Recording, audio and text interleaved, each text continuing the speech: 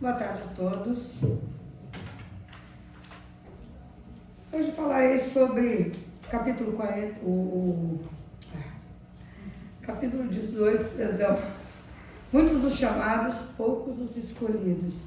E no item 10, muito se pedirá aquele que muito recebeu. Muito se pedirá aquele que muito recebeu. Sim, porque certamente as responsabilidades são proporcionais àquilo que recebemos e aos conhecimentos adquiridos, naturalmente, né? Não podemos atravessar essa jornada terrestre como se com a indiferença, como se a gente estivesse atravessando um campo estéril, um campo inútil. Infelizmente, muita gente vem para essa terra e achando que aqui realmente é um deserto, é um campo inútil. E passa a existência terrena toda sem ganhar nada para si e nem para os outros. Esquecendo que é tão difícil conseguir uma oportunidade para aqui estar. É tão difícil para os técnicos espirituais produzirem um novo corpo. É tão difícil fazer um planejamento reencarnatório e a gente vem para cá com a indiferença que nos cerca e que nos é peculiar, né, essa indiferença, e a gente às vezes passa uma vida toda, ao invés da melhoria, nós trazemos novas dívidas que teremos certamente que saldar, não é verdade? Se Deus nos concedeu dons, clareando-nos o discernimento, Ele espera de nós a contribuição de vida para a nossa elevação e desenvolvimento no mundo em que vivemos. Porque nós não estamos aqui apenas para nos elevarmos. À medida que nós nos melhoramos, nós estamos trabalhando na seara do Mestre. Então, quando eu melhoro o mundo à minha volta, pelo menos aquele cadinho que me cerca, eu estou contribuindo com a obra divina, né? Porque a nossa missão é essa. Todos nós, a humanidade terrena, é responsável pela melhoria do planeta. Cada um de nós tem a sua responsabilidade, né? Então, Deus nos concedeu esses dons, mas Ele espera de nós a retribuição, tanto para a nossa melhoria individual, quanto para a melhoria do planeta. E se hoje adquirimos o conhecimento da grandeza da vida a estender-se triunfante além da morte, temos de viver nesse mundo de conformidade com os princípios redentores que nos facilitam a marcha. Então vejam bem, se nós fizéssemos uma regressão, veríamos que nas encarnações anteriores as dificuldades eram imensas. Olha onde nós chegamos. Hoje a tecnologia avançou tanto, nós temos tantas facilidades na vida moderna. Vamos começar pelo veículo, né? Pelo automóvel. As distâncias antigamente eram muito difíceis de serem, né? De serem transpostas. Como é que você saía, olha, não precisa ir muito longe, se existisse nessa época, né? Londrina, Maringá, são 100 quilômetros. A pé, a cavalo, era muito difícil, não é? Então, se a gente vê ao longo da história os desbravadores, esses espíritos que vieram, né, com a missão de desbravar, a gente vê quantos obstáculos eles tiveram que transpor. E nós? Eu saio da minha casa, boto gasolina no carro, pronto. Eu ando tanto 1 quilômetro quanto 1000. Eu não me canso, não é verdade? Então hoje nós temos o conhecimento e também tudo aquilo que Ele nos traz. Então, se antes a jornada era difícil, a jornada terrena, nesse sentido ela hoje é muito tranquila. É claro que esse avanço tecnológico, esse avanço material que nós tivemos, ele trouxe também os obstáculos, né?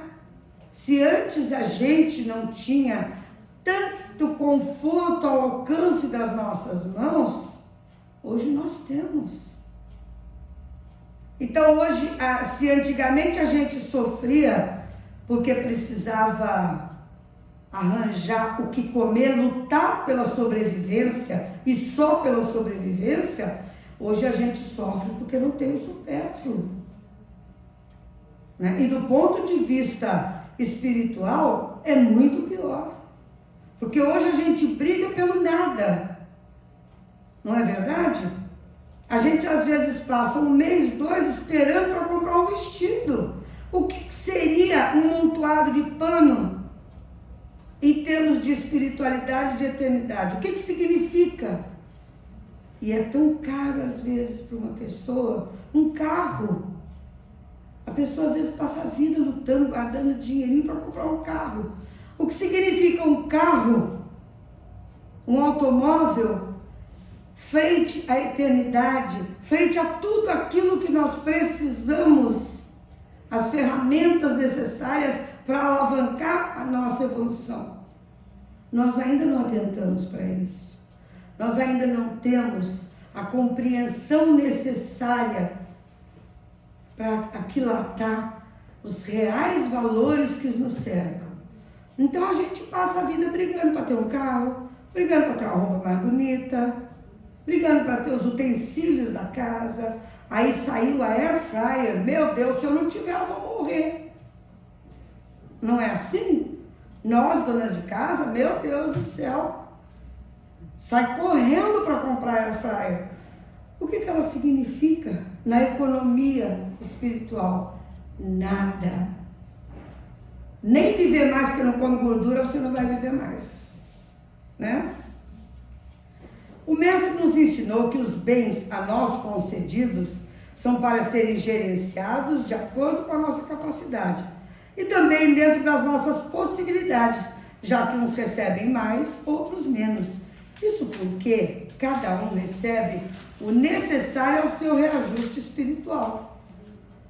Não adianta eu ter mais do que eu almejo se eu não tenho capacidade de gerir. Né? Quando a gente entra no espiritismo ou em qualquer outra religião, que você tem aquela chama, né, acesa, você fala, meu Deus, eu estou pronto para reformar o mundo. Aí você chega no centro espírita e fala, eu quero trabalhar, me dá serviço, mas então não é um trabalhinho não, eu quero trabalhar, eu quero levar almas, eu quero modificar o mundo. Aí você recebe um trabalhinho desse tamanhozinho assim. Primeira semana você vai animado, a segunda também, a terceira você fala, nossa, não ganho um tostão para isso. Ainda aguento gente reclamando. Na quarta você começa a dar uma desculpa que não vai mais, até que você some. O que quer dizer isso? Que não adianta você tentar abarcar o mundo com as pernas. A cada um, aquilo que cabe para ele. Não adianta eu tentar reformar o mundo. Eu ainda estou num plano de escala evolutiva que se eu conseguir me reformar, eu estou fazendo demais. E eu não consigo. Eu melhoro aqui, caio ali. Melhoro lá, caio acolá. Então eu estou muito feliz de ter chegado aos 70 sem cair tanto. Mas ainda tenho muita dívida. Então como eu, um espírito tão devedor, almeja melhorar o mundo, se eu não conseguir me melhorar, né? Então, Deus, em sua sapiência absoluta, nos dá o necessário, as ferramentas necessárias ao nosso reajuste. Nada mais do que aquilo que nós merecemos. E se a gente tentar pegar um pouco mais, não vai dar certo.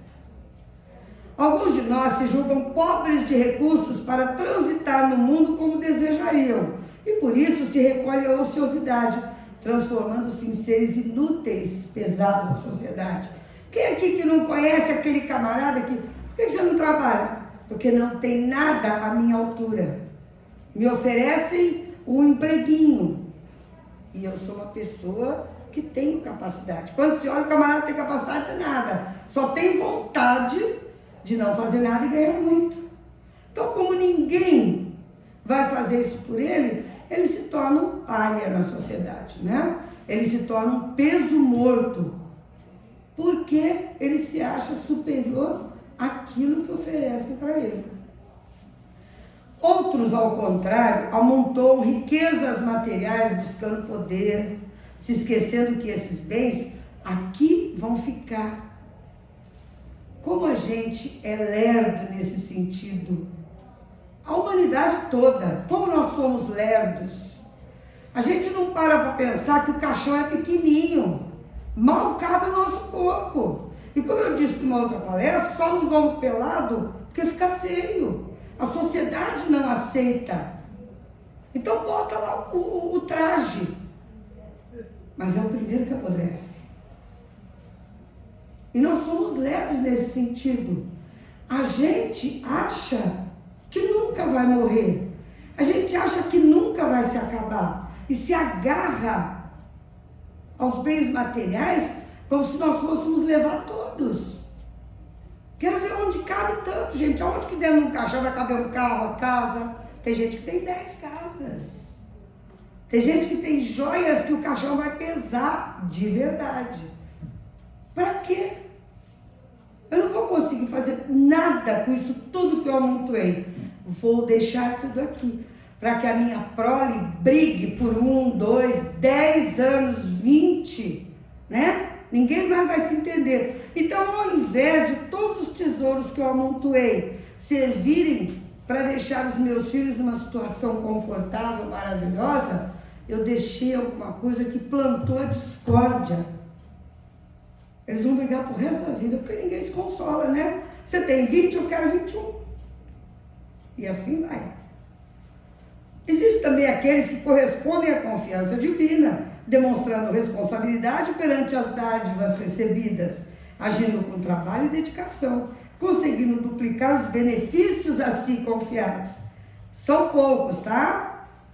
Eu não sei o percentual, mas eu acho que são muito poucos aqueles que trazem as responsabilidades quando vêm para a Terra e saem dela quitados. É muito difícil. É quase impossível. Todos nós somos injustiçados ou muito ruins. Não é isso, não. Nós estamos habitando um planeta que está em transição. Todos nós somos espíritos extremamente devedores. Então, um ou outro já conseguiu subir um patamarzinho. Agora nós não. Continuamos na briga. Devemos sempre nos recordar da nossa condição de usufrutuário dos bens concedidos e aprender a conservar no próprio íntimo os valores que nós vamos levar. Então a gente tinha que largar de ser lerdo, como eu disse, e tentar acumular valores que nós levaremos. A gente não pode então ter valores materiais? Claro que pode, nós precisamos, eu já falei aqui sobre isso. Nós não podemos ser um peso morto para ninguém. Nós temos saúde, o corpo físico próprio para o trabalho, então vamos trabalhar. Se desse nosso trabalho árduo resultar conquistas materiais excelentes, ótimo. Mas nossa conquista espiritual tem que ser além disso tudo. Eu tenho que sair desse mundo com a taxa positiva. Eu não posso sair devendo. Eu vou sair devendo, sem dúvida nenhuma. Mas pelo menos que eu deva menos. Que eu consiga quitar alguma coisa enquanto eu estiver aqui. Restituiremos à vida o que ela nos emprestou em nome de Deus. Nós não somos proprietários de nada. Nós não temos a propriedade. Enquanto estivermos aqui, nós temos a posse. A propriedade é divina. Eu só tenho a posse. Eu utilizo os bens enquanto eu aqui estou. Se eu conseguir utilizá-los de maneira a que eles sirvam e beneficiem outras pessoas, ótimo. Senão eu vou pagar por isso. Porque eu não sou proprietária. Eu recebi em confiança e eu tenho que dar conta.